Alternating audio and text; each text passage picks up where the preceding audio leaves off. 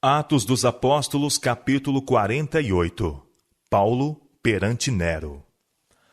Quando Paulo foi intimidado a comparecer diante do imperador Nero para ser julgado, sentia a perspectiva de sua morte próxima e certa.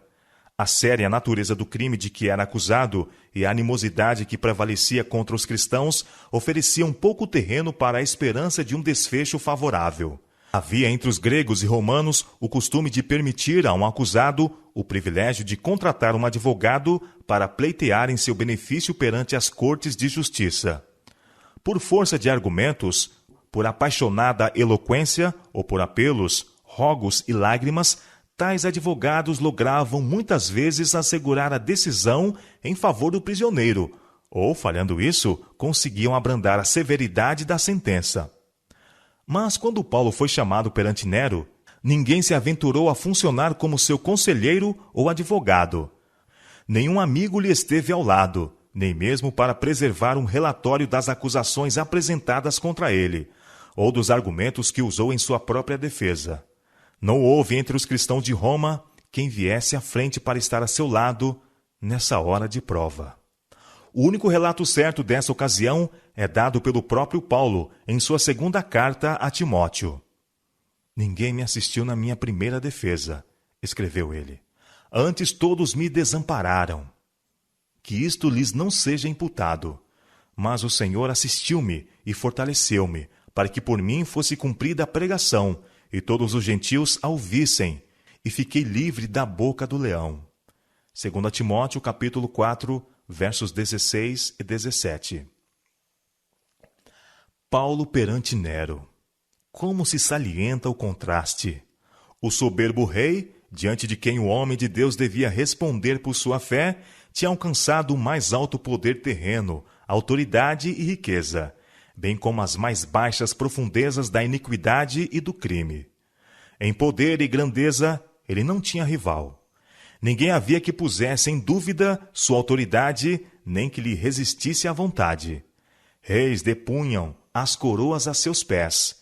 Exércitos poderosos marchavam a seu mando, e as insígnias de seus navios significavam vitórias.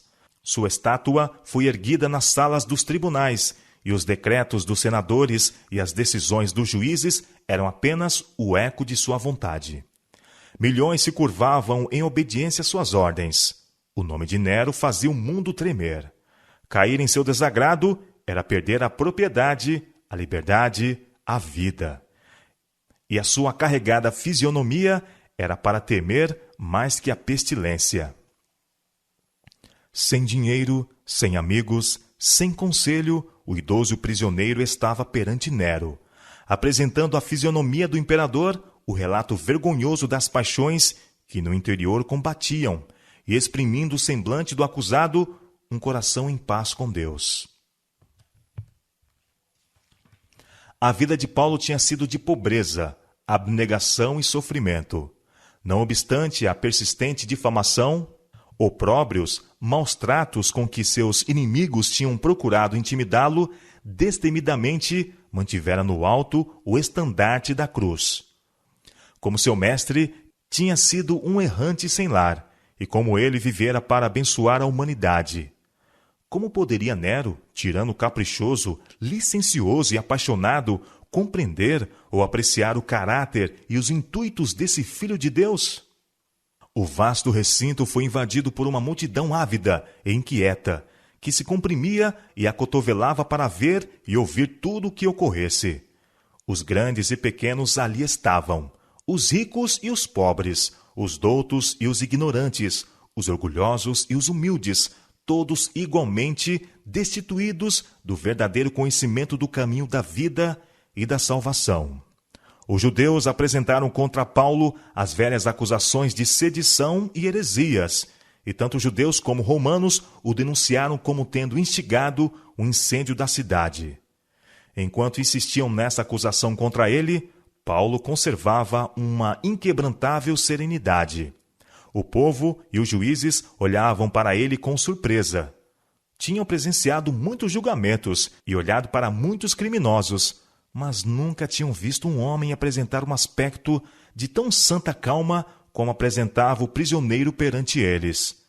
Os olhos perspicazes dos juízes, acostumado a ler o rosto dos prisioneiros, pesquisavam em vão a fisionomia de Paulo, a fim de descobrirem alguma evidência de crime. Quando lhe foi permitido falar em sua própria defesa, todos escutaram com ávido interesse. Mais uma vez teve Paulo a oportunidade de erguer perante uma multidão maravilhada a bandeira da cruz.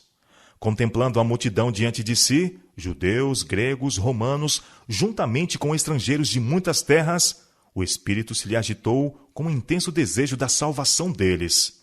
Perdeu de vista a ocasião em que se encontrava, os perigos que o cercavam, o terrível destino que parecia tão próximo. Via somente a Jesus, o intercessor, pleiteando perante Deus em prol de homens pecadores. Com eloquência e poder mais do que humanos, Paulo apresentou as verdades do Evangelho. Apontou a seus ouvintes o sacrifício feito pela raça decaída. Declarou que um preço infinito foi pago pela redenção do homem. Foram-lhe providos os meios para participar do trono de Deus. Por meio de mensageiros angélicos, a terra está ligada ao céu, e todas as ações dos homens, sejam boas ou más, estão patentes aos olhos da justiça infinita. Assim pleiteou o advogado da verdade. Fiel entre infiéis, leal entre desleais, achava-se ele como o representante de Deus, e sua voz era como a voz do céu. Não havia temor, tristeza, desânimo nas suas palavras ou aspecto. Forte na convicção da inocência, revestido da armadura da verdade, regozijava-se em ser filho de Deus. Suas palavras eram uma aclamação de vitória por sobre o troar da batalha. Ele declarava ser a causa a que dedicou a vida, a única que nunca poderá falhar. Embora ele perecesse, o Evangelho não pereceria. Deus vive, e sua verdade triunfará. Muitos que naquele dia olharam para ele, viram seu rosto como o rosto de um anjo. Nunca antes havia aquela multidão ouvido palavras como essas. Elas tocaram uma corda que vibrou até no coração dos mais endurecidos. A verdade clara e convincente derribou o erro. A luz brilhou na mente de muitos que mais tarde seguiram alegremente seus raios. As verdades expostas nesse dia estavam destinadas a sacudir as nações e a perdurar através de todos os tempos, influenciando o coração dos homens quando os lábios que as haviam proferido estivessem silenciosos na sepultura de um mártir. Nunca antes ouvira Nero a verdade como a ouviu nessa ocasião. Nunca antes os enormes crimes de sua vida tinham-lhe sido dessa maneira revelados. A luz do céu penetrou nos recessos de sua alma poluída pelo pecado, e ele tremeu com terror ao pensar em um tribunal perante o qual ele, o governador do mundo, seria finalmente citado, recebendo suas obras a justa sentença. Temeu o Deus do apóstolo e não ousou passar sentença contra Paulo, contra quem nenhuma acusação pudera ser sustentada. Um sentimento de temor restringiu por algum tempo seu espírito sanguinário. Por um instante, o céu se abrira para o criminoso e endurecido Nero, e sua paz e pureza lhe pareceram desejáveis. Naquele momento, o convite de misericórdia se estendera até ele, mas, por um momento apenas, foi-lhe bem-vindo o pensamento de perdão. A seguir, foi expelida a ordem para que Paulo fosse reconduzido ao calabouço, e quando a porta se fechou por trás do mensageiro de Deus, a porta do arrependimento se fechava para sempre para o imperador de Roma. Nenhum raio de luz do céu penetraria de novo as trevas que o envolviam. Logo, deveria ele sofrer os juízos retribuidores de Deus. Não muito tempo depois disso, Nero deu início à sua ignominiosa expedição à Grécia, onde desonrou a si e ao seu reino em desprezíveis e vis frivolidades. Retornando a Roma com grande pompa, cercou-se de seus cortesãos e se entregou a cenas de revoltante devassidão.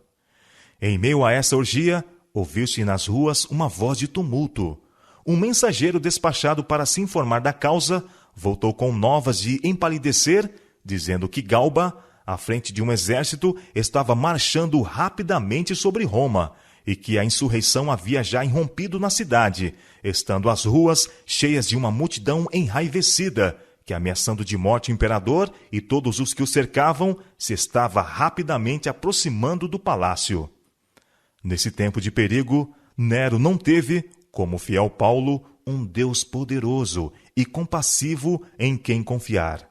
Temendo o sofrimento e possíveis torturas que poderia ser levado a enfrentar diante da fúria da turba, o miserável tirano pensou em pôr fim à vida pelas próprias mãos. Mas no momento crítico, faltou-lhe a coragem. Completamente pusilânime, fugiu ignominiosamente da cidade, buscando refúgio numa residência de província, a poucos quilômetros de distância. Porém, de nada valeu. Seu esconderijo logo foi descoberto, e enquanto os perseguidores se aproximavam a cavalo, ele chamou um escravo para ajudá-lo e infligiu a si mesmo um golpe mortal. Assim pereceu o tirano Nero, na curta idade de 32 anos.